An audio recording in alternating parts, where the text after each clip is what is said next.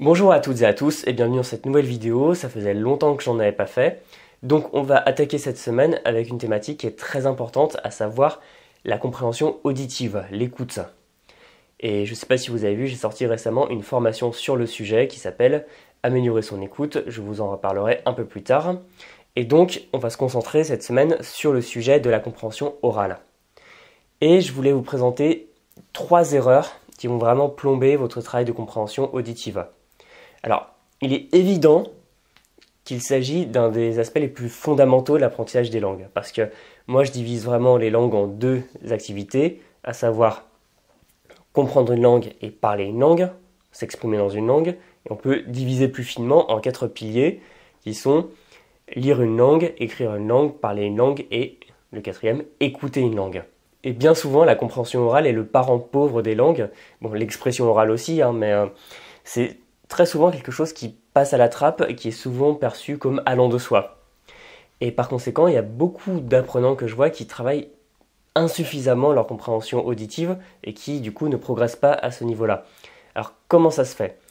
Eh bien pour moi, il y a vraiment 3 erreurs qui vont mener à ce constat.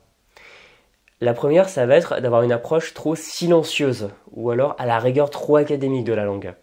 Une approche silencieuse, c'est que vous allez travailler beaucoup, par exemple, en faisant des exercices, en lisant des listes de vocabulaire, ou même en apprenant sur des logiciels, mais vous n'allez pas suffisamment entendre la langue. Et même si vous l'entendez, ce sera assez souvent avec des ressources très scolaires, ou à la rigueur des ressources de qualité, mais ça reste des ressources d'apprentissage. Ce n'est pas une langue naturelle, parce que par exemple, si vous prenez une méthode d'apprentissage du français, et que vous écoutez les dialogues, les textes sous forme audio, et bien souvent c'est fait par des acteurs professionnels, et d'ailleurs j'espère parce que c'est le minimum de qualité qu'on peut attendre, mais ces acteurs vont avoir un phrasé très clair, ils vont très bien articuler, mais ce ne sera pas naturel, ça va rester quelque chose de très plat, de très clair, mais qui ne représente pas la réalité du terrain, c'est-à-dire que les gens souvent parlent vite, qu'ils n'articulent pas, qu'ils parlent en argot, qu'ils enlèvent des parties des mots, etc. Donc vous comprenez l'idée, c'est que soit on va rester sur des ressources qui vont être uniquement écrites, soit on va à la rigueur utiliser des ressources qui vont avoir une composante auditive, qui va rester très académique. Et c'est pour ça que je vous recommande tout le temps de parler avec des gens. Et c'est en parlant avec des locuteurs natifs, en voyant leur manière imparfaite de s'exprimer, que vous allez enregistrer la langue telle qu'elle est réellement parlée. Et pareil pour les ressources auditives, il vous faut des ressources naturelles. Et ensuite, le deuxième problème, ça va être un attachement très fort, voire une addiction au format écrit. Alors, pour moi, je vois vraiment 2 sources à ça. La première, c'est que on a tous appris à entendre notre langue. On l'a tous appris en étant bébé et en devenant enfant, en grandissant, on a pu comprendre notre langue à l'oral. Sauf que on ne sait pas vraiment comment on a fait, parce qu'on l'a fait de manière inconsciente. Et quand on arrive à l'école primaire, là où on commence à vraiment lire et écrire, là on va lire et écrire une langue, le français, de manière consciente. On va le faire avec un professeur qui nous dit ça c'est bien, ça c'est pas bien, et on aura eu des méthodes pour le faire. Et par conséquent, on sait très bien, quand on apprend une nouvelle langue, comment apprendre à lire et écrire. Mais on ne sait pas vraiment comment apprendre à écouter, parce qu'on ne l'a jamais vraiment fait de manière consciente, avec des exercices, sauf si on a eu des problèmes d'élocution ou d'écoute, etc. Mais on est un peu perdu, on est dans le brouillard et on ne sait pas comment progresser. Et pour continuer sur l'école et notre société de manière générale, on est sur des modes d'apprentissage qui sont très visuels. Ce que je veux dire par là, c'est que quand on est à l'école, on va apprendre à lire et écrire, donc on est sur du visuel, et on va souvent avoir des polycopiés, les profs vont écrire des choses au tableau, vont projeter des choses au tableau. De manière générale, on va beaucoup utiliser des écrans, que ce soit pour les réseaux sociaux, Internet de manière générale, on va avoir un téléphone, un ordinateur, bref, on est sur des écrans. Et par conséquent, je pense que à la fois l'éducation, c'est-à-dire l'école, les études, et nos modes de société font qu'on va, d'une certaine manière, minimiser l'importance de l'oral, de l'auditif. Donc, quand il s'agit du français, là par exemple, si vous êtes francophone, vous regardez cette vidéo, ça pose pas de problème parce que c'est déjà votre langue maternelle. Mais on se retrouve assez vite démuni à cause de ça dès qu'on veut apprendre une nouvelle langue parce qu'on ne sait pas vraiment comment écouter.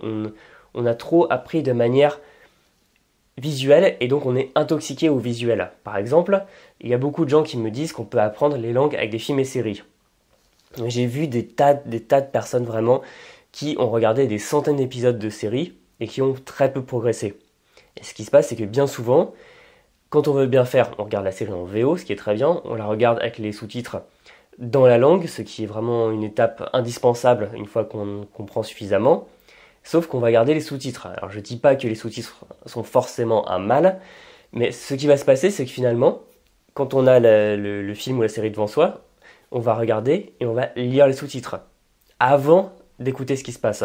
Et donc la partie auditive va être présente, mais plus comme une sorte de fond sonore, comme une sorte d'illustration du texte en VO qu'on va lire.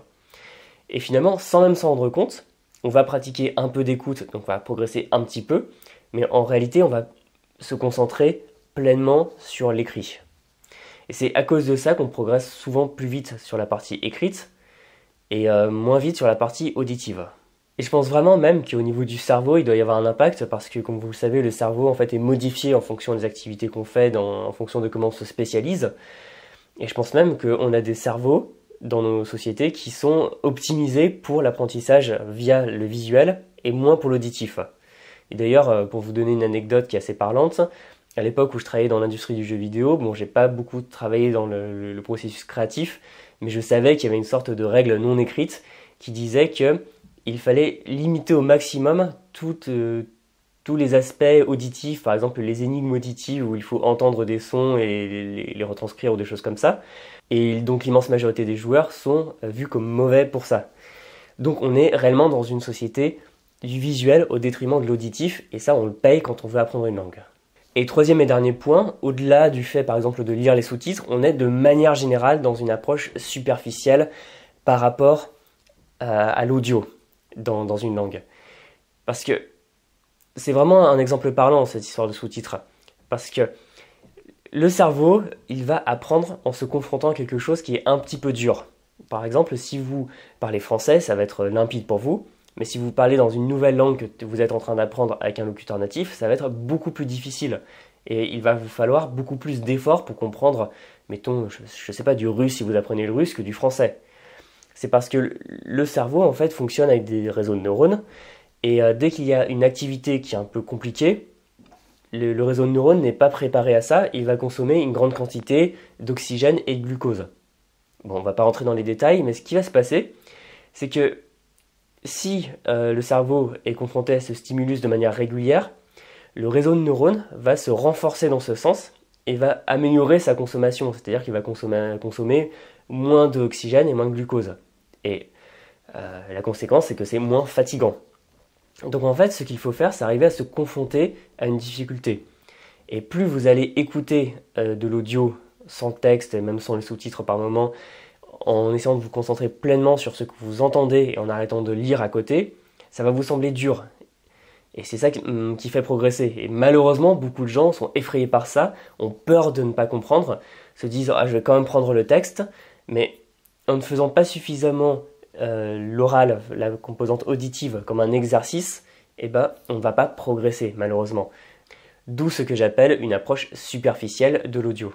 Bon, naturellement, il faut quand même prendre des ressources à votre niveau, parce que si vous commencez à peine l'allemand, et que vous commencez déjà à écouter des radios spécialisées en physique nucléaire, c'est pas possible, vous n'allez rien comprendre. Donc il faut rester à son niveau, ou alors un tout petit peu au-dessus de son niveau, et c'est là, en vous confrontant à la partie auditive, en faisant travailler votre cerveau, en le forçant à comprendre cette langue, c'est là que vous allez vraiment le faire travailler.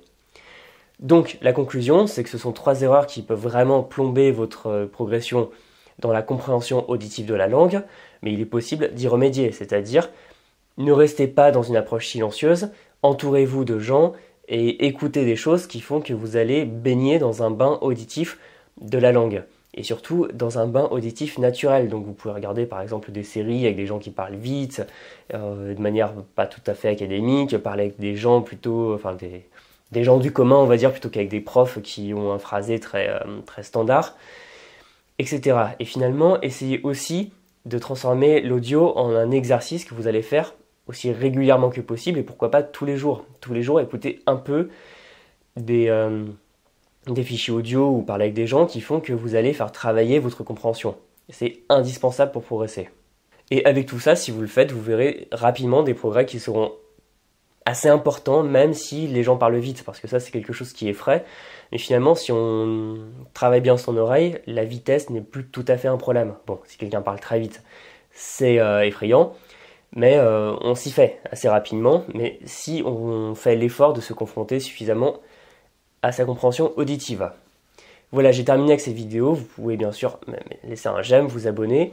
Et si vous avez des techniques spéciales, des ressources spéciales pour travailler votre compréhension auditive, on peut en parler dans les commentaires.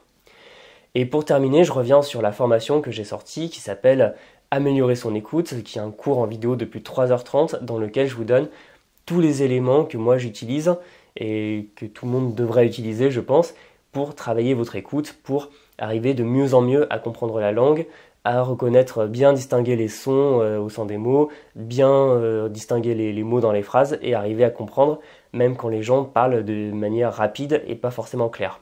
Donc si ça vous intéresse, vous avez le lien en bas dans la description avec toutes les infos pour en savoir plus et la marche à suivre pour vous inscrire. Et pour ma part, je vous dis à très bientôt dans une prochaine vidéo. Salut!